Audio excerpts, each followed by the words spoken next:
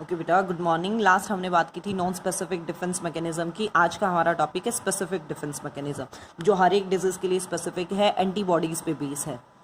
Protection against the specific foreign substance के खिलाफ ये काम करेगा। Third line of defence mechanism ये बनाता है। इसमें एंटीबॉडीज़ का रोल बहुत ज़्यादा इंपॉर्टेंट है। ये एंटीबॉडीज़ क्या हैं, मतलब उस फॉरेन सब्सटेंस की पहचान करेंगे और उनके खिलाफ क्या है काम करना शुरू करेंगी।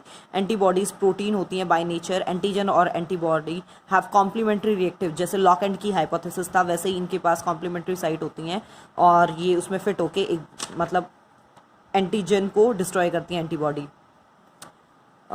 डिफरेंट टाइप ऑफ एंटीबॉडीज़ जैसे IgA, IgE, इन्हें लिखा यूँ ही जाता है I capital G small a, IgM, IgG produced in our body. Structure of antibody very very very important. 4 peptide chain present होती हैं, जिसमें 2 स्मॉल होती हैं लाइट चेन जिसे हम कहते हैं और 2 बड़ी होती हैं जिसे हम हैवी चेन कहते हैं। और इन स्ट्रक्चर के बेसिस पे इससे H2L2 स्ट्रक्चर भी नाम दिया जाता है, 2 हैवी और 2 light chain. This is diagram of the antibodies. ये देखिए 2 ये हैं लाइट चेन, ये 2 हैं आपकी हैवी चेन। ये सल्फर बॉन्ड के थ्रू यहाँ कनेक्ट होती हैं। ये ध्यान से काउंट करके ही करना, 4 कहीं अपनी मर्जी से कुछ भी कर दो। ये 4 ये बीच में 2, ठीक है। यहाँ पे जैसे ये आपके पास 6 शो किए हैं हैवी चेन। ये है एंटीजन बाइंडिंग साइट कि यहाँ पे एंटीजन आके अटैच होगा। वेरिएबल रीजन ये चेंज हो सकता है आपके पास ऑफ हैवी चेन, ये कांस्टेंट रीजन है, ये चेंज नहीं होगा। ये लाइट चेन है आपकी, ये सल्फर लिंकेज है इनके अंदर, ठीक है। This is the diagram of the antibody, very important. Cells क्या हैं आपके पास, cells of the immune system, lymphocyte जैसे हैं आपके पास। Lymphocyte are the main cells of the immune system which arise, जो लीवर के अंदर आपके पास अराइज हो रही हैं। अडल्ट के अंदर वो मतलब जब छोटा है बेबी तो लीवर में, और अडल्ट में बोन मैरो में लिम्फोसाइट बन रही है। Some of them undergo differentiated and get associated with the bursal lymphoid tissue, ठीक है। कुछ लिम्फोसाइट क्या बनाती है, बर्सल लिम्फॉइड टिश्यू, जैसे टॉन्सिल्स, पियर्स पैचेस, ये इंटेस्टाइन वाले रीजन में जितने भी आपके पास ये अटैच होते हैं लिम्फॉइड ऑर्गन से। पियर्स पैचेस का वर्ड आया है। अपेंडिक्स में, हमारे अंदर तो खैर अपेंडिक्स में इतना नहीं, आर कॉल्ड बर्सल और B lymphocyte. Other are differentiated, जो आपके थाइमस ग्लैंड में मैच्योर हो रही हैं उन्हें कहते हैं टी लिम्फोसाइट। बी समझ के क्या है, bursal. The mature lymphocyte pass into the, जो मैच्योर होगी वो ब्लड के अंदर पास होती हैं, बॉडी के अंदर सर्कुलेट होती रहती हैं। और इन बी और टी लिम्फोसाइट के बेसिस पे ही आपके पास 2 टाइप इम्यून सिस्टम काम करना शुरू करता है। इम्यून सिस्टम के 2 टाइप हो गए हैं। देखिए बेटा, फर्स्ट है आपका antibody mediated immune system, AMIS, antibody mediated immune system. इसका रोल क्या है, specific role. AMIS antibody mediated immune system defence the body against virus के खिलाफ वो काम करेगा। बैक्टीरिया विद पॉलीसेक्राइड कैप्सूल, जो उनके खिलाफ काम करेगा। जितना भी टॉक्सिक मटेरियल है बॉडी के अंदर एंटर कर गया है उसके खिलाफ वो काम करेगा। ये एंटीबॉडीज बनाने का काम कर रहा है। When antibodies on B cell surface binds with the antigen, ये जब एंटीबॉडीज बी सेल सरफेस पे बाइंड करेंगी एंटीजन के साथ, मतलब बी सेल जब एंटीजन के साथ बाइंड करेंगी देन बी सेल एक्टिव हो जाएंगी। जैसे ही बी सेल एंटीजन के कांटेक्ट में आई वो एक्टिव हो जाएंगी और वो डिवाइड करके बनाएंगी daughter B cell which specialised in. और ये डॉटर बी सेल 2 तरह की आपके पास, plasma B cell and memory B cell. ये देखो, ये है आपकी बी सेल, ये इसके ऊपर एंटीबॉडीज, ये अंदर न्यूक्लियस, साइटोप्लाज्म। ये जब रेड कलर में यहाँ शो कर रखे, इनके साथ जो अटैच हो गया इस वाई शेप्ड स्ट्रक्चर के साथ, जो गोले गोले अटैच हुए सर्कल सर्कल, ये है एंटीजन, ठीक है। दिस सर्कल रिप्रेजेंट एंटीजन, ठीक है। तो ये एक्टिव हो गई, एक्टिवेटेड बी सेल। और एक्टिवेटेड बी सेल ने बनाई आपके पास 2, ये बना दी उसने daughter B cell, daughter B cell, ठीक है। और इससे बनी specialise to form plasma B cell और मेमोरी बी सेल, जो नियर फ्यूचर मतलब मेमोरी की तरह काम करेगा। अगर दोबारा होता है तो फटाफट से एंटीबॉडीज बना देगा। Plasma B cells act as the factory of antibodies. ये देखो, इसने फटाफट एंटीबॉडीज बना दी जो एंटीजन के खिलाफ काम करेंगी। Plasma B cells are antibodies factory. Antibodies pass into and circulate the lymph to dispose of, जहां भी उसे एंटीजन दिखेगा उसे खत्म कर देंगी।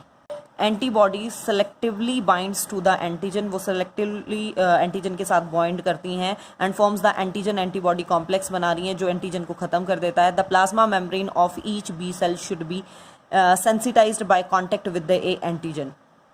जो प्लाज्मा मेम्ब्रेन है बी सेल की शुड बी सेंसिटाइज, मतलब वो जब एंटीजन के साथ कांटेक्ट में आ रही है तो वो सेंसिटिव हो रही है, रिलीज कर रही है एंटीबॉडीज को ओनली तभी जब वो कांटेक्ट में है।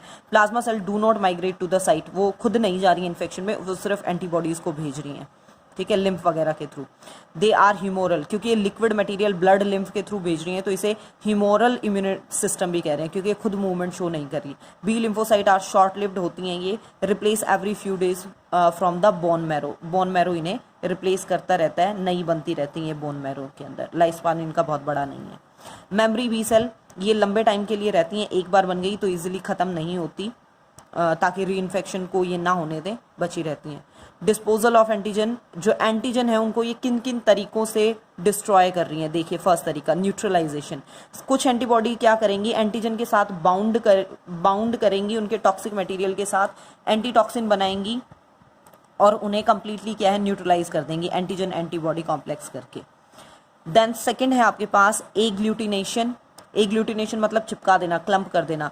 Cause the antigen to stick together, antigen को इकट्ठा एक क्लम्प गुच्छा सा बना देंगी, इमोबिलाइज कर देंगी, जिनके बेसिस पे क्या है वो इजीली फेगोसाइट हो सके, उन्हें खत्म किया जा सके।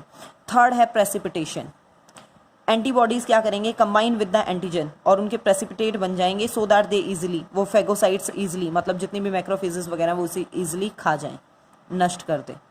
Then opsonisation, some antibodies coat the surface of the microbes, वो माइक्रोब के सरफेस पे कोट कर देंगी और उन्हें बहुत ज़्यादा ससेप्टेबल बना देंगी कि वो इजीली खत्म हो सके। नॉर्मली जब तक वो अटैच नहीं है एंटीबॉडीज तो वो इतनी जल्दी खत्म नहीं होने देती, वो इतनी ज़्यादा सेंसिटिव नहीं होती।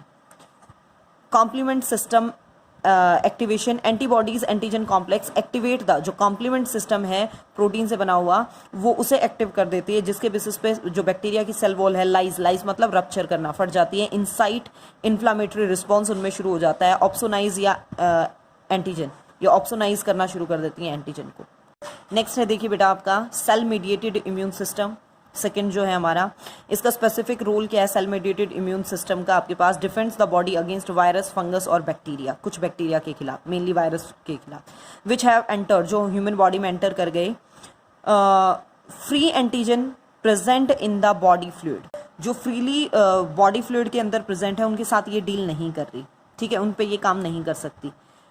It also against the foreign tissue transport, मतलब जो हम टिश्यू ट्रांसपोर्ट करवाते हैं उस टाइम पे जो काम आता है वो भी सेल मीडिएटेड इम्यून सिस्टम होता है। ये एक नंबर के क्वेश्चन ऑब्जेक्टिव के लिए बहुत इंपॉर्टेंट है कि ऑर्गन ट्रांसप्लांटेशन के टाइम पे कौन सा इम्यून सिस्टम काम करता है, सेल मीडिएटेड इम्यून सिस्टम।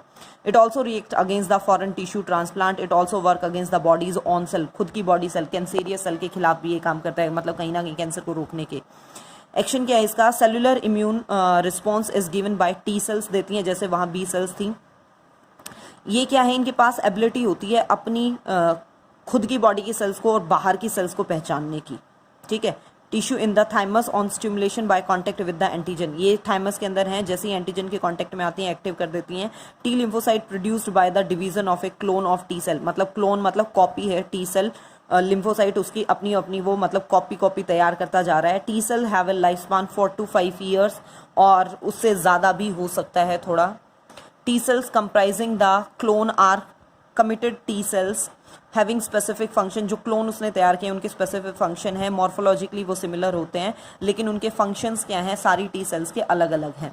जैसे देखो 4 टाइप के आपके पास फंक्शनली वो हैं, जैसे किलर टी सेल, नाम ही बता रहा है मार देने वाला, killer. Migrate to the site, वो जैसे पहले वाले बी वाली खुद नहीं जा रही थी, खुद जाएगी साइट ऑफ इन्फेक्शन पे। They have surface peptides, surface के ऊपर इसके पेप्टाइड्स हैं दैट एक्ट एज रिसेप्टर की तरह जो काम करेंगे, फॉरेन एंटीजन को रिसीव करेंगे। जैसे वो non self cell foreign cell के साथ कांटेक्ट में आई, किलर सेल क्या करेगी, किलर टी सेल परफोरिन नाम का प्रोटीन रिलीज करेगी जो इन्वेडर सेल मेम्ब्रेन, मतलब जो फॉरेन पार्टिकल है उसकी सेल मेम्ब्रेन को पंचर, उसमें छेद करना शुरू कर देगी और नॉन सेल्फ सेल को धीरे धीरे मार देगी, withdraws proceed to kill the non self cell, finally मार देगी। Are guided by their receptor to the body cell covered by virus, killer T cell destroy the body cells before virus can enter, मतलब एक cell में enter कर गया दूसरे में enter कर उससे पहले उसे मार देती है, कैंसर सेल को भी खत्म कर रही है। Helper T cell, the cell stimulates the B cell to produce antibody, ये प्लाज्मा बी सेल को हेल्प करते हैं एंटीबॉडीज प्रोड्यूस करने में, हेल्पर टी सेल नाम है इनका। और नॉन सेल्फ सेल को ये भी क्या है ख़त्म करने में किलर सेल की भी हेल्प करती हैं, किलर सेल को एक्टिव करती हैं नॉन सेल्फ की पहचान करके। थर्ड है आपकी सप्रेसर टी सेल। ये क्या है, इनहिबिट करेंगे इम्यून रिस्पॉन्स को, टी सेल्स के भी और बी सेल के रिस्पॉन्स को, कि जो बहुत ज़्यादा हो गया, इन्फेक्शन खत्म हो गया, कंट्रोल में आ गया, तो ये रोकते हैं कि बस करो, अब बहुत ज़्यादा काम कर लिया है। मेमोरी सेल्स, ये memory cells rapid vigorous attack as soon as कभी इन्फेक्शन दोबारा होता है तो ये फटाफट से ग्रो करती हैं और उसे इन्फेक्शन को रोक देती हैं।